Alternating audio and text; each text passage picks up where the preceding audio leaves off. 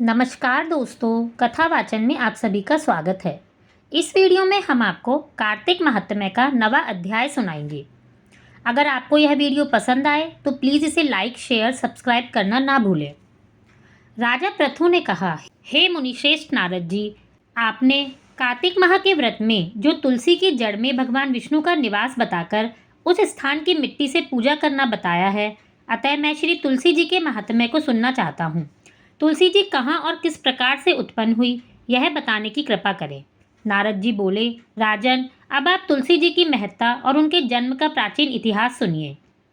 एक बार देवगुरु बृहस्पति और देवराज इंद्र भगवान शंकर का दर्शन करने कैलाश पर्वत की ओर चले। तब भगवान शंकर ने अपने भक्तों की परीक्षा लेने के लिए जटाधारी दिगंबर का रूप धारण कर उन दोनों के मार्ग में अवरोध उत्पन्न किया।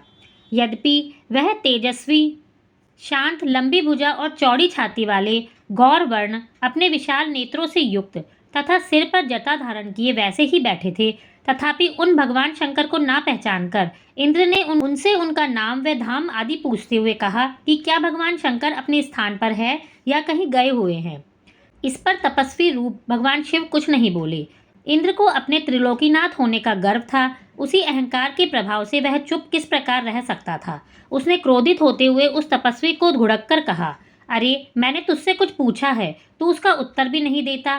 मैं अभी तुझ पर वज्र से प्रहार करता हूँ, फिर देखता हूँ कि कौन तुझ दुर्मति की रक्षा करता है। इस प्रकार कहकर जैसे ही इंद्र ने उस जटाधारी दिगंबर को मारने के लिए हाथ में वज्र लिया, वैसे ही भगवान शिव ने वज्र सहित इंद्र का हाथ स्तंभित कर दिया और विकराल नेत्र कर उसे देखा। उस समय ऐसा प्रतीत हो रहा था कि वह दिगंबर प्रज्वलित हो उठा है और वह अपने तेज से जला देगा।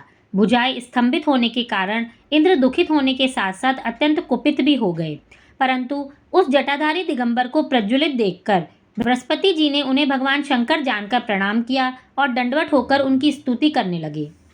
बृहस्पति भगवान शंकर से कहने लगे, हे दीनानाथ, हे महादेव, आप अपने क्रोध को शांत कर लीजिए और इंद्र के अपराध को क्षमा कर दीजिए। बृहस्पति के यह वचन सुनकर भगवान शंकर ने गंभीर वाणी से कहा कि मैं अपने नेत्रों से निकले हुए क्रोध को किस प्रकार रोकूं। तब बृहस्पति ने कहा, भगवान, आप अपना भक्त वत्सल नाम सार्थक करते हुए अपने भक्तों पर दया कीजिए। आप अपने इस तेज को अन्यंत्र स्थापित कीजिए और इंद्र का उद्धार कीजिए। तब भगवान शंकर गुरु बृहस्पति से बोले, मैं तुम्हारी स्तुति से अत्यंत प्रसन्न हूँ। तुमने इंद्र को जीवन दान दिलाया है। मुझे विश्वास है कि मेरे नेत्रों की अग्नि अब इंद्र को पीड़ित नहीं करेगी। बृहस्पति से इस प्रकार कहकर भगवान शिव ने अपने मस्तक से निकाले हुए अग्निमय तेज को अपने हाथों में ले लिया और फिर उसे क्षीर सागर में डाल दिया। तत्पश्चात भगवान शंकर अंतर्ध्यान हो गए। इस प्रकार जिसको जो जानने की कामना थी, उसे जानकर इंद्र और बृहस्पति अपने अपने स्थान को चले गए। इस तरह से कार्तिक महात्म्य का नवा अध्याय समाप्त होता है। धन्यवाद।